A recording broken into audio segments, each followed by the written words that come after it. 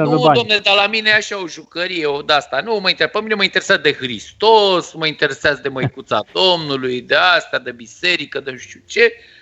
Și oricum, așa ca să vă zic vouă, vă zic așa ca să-i liniștesc pe suporteri, de mâine vine Marcelo Bielsa. Am auzit eu, mi-a zis meme de el că e bun.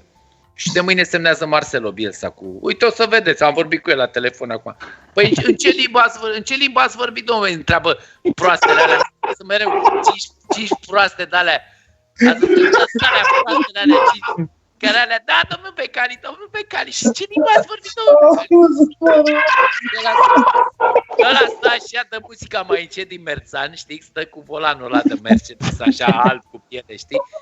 Dă muzica mai încet și ce ai zis, tată? Ce limbă ați vorbit cu domnul Bielsa? Păi, tu ai impresia că tu ești deșteaptă, nu că m-ai întrebat pe mine asta, nu? Ai impresia că tu ești mai șmecheră, nu că tu... Adică ce limbă am vorbit eu? Păi eu vorbesc cu slugile. Păi vorbește MM-ul, vorbesc ea cu slugile, vorbesc eu cu slugile. Eu știu ce limbă, sunt după meme să te întreb în ce limbă. Ia uite-o pe asta, bă. Hai, tată, gata, hai, pași, le închide geamul ăla. Hai, gata. Se închide geamul ăla, se închide geamul așa, știi? Și aia mai stau, dar domnul Becali. Și se închide geamul ăla așa, hai, bă. Asta vreau și eu să zic. Dă la muzică religioasă, ce jură, știi? Ia la miștole, mai arată așa, hai mă, du-te, fă și tu morții tăi. Și dă drumul la Trinitas, la maxim, știi? La Trinitas, la maxim și nu mai zice, nu vă mai aud, nu mai, hai, pa. Și pleacă, știi, se duce.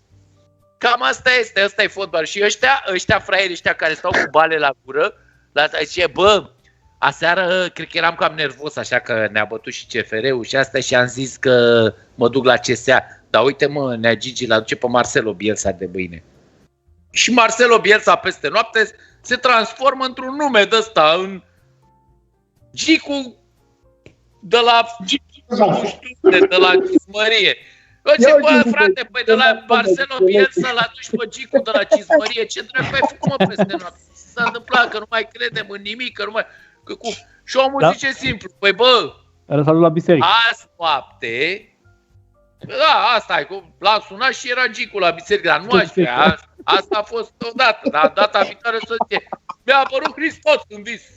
Mi-a apărut Hristos. Da, băi, se zice Hristos, băi, tu le iei pe Gicu de la Cizmărie, el pui antrenor la echipă și ce, pe eu să fac împotriva lui Hristos? Păi cine zice să-l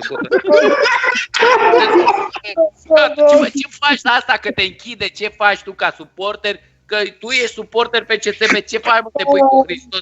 Că n-ai cum.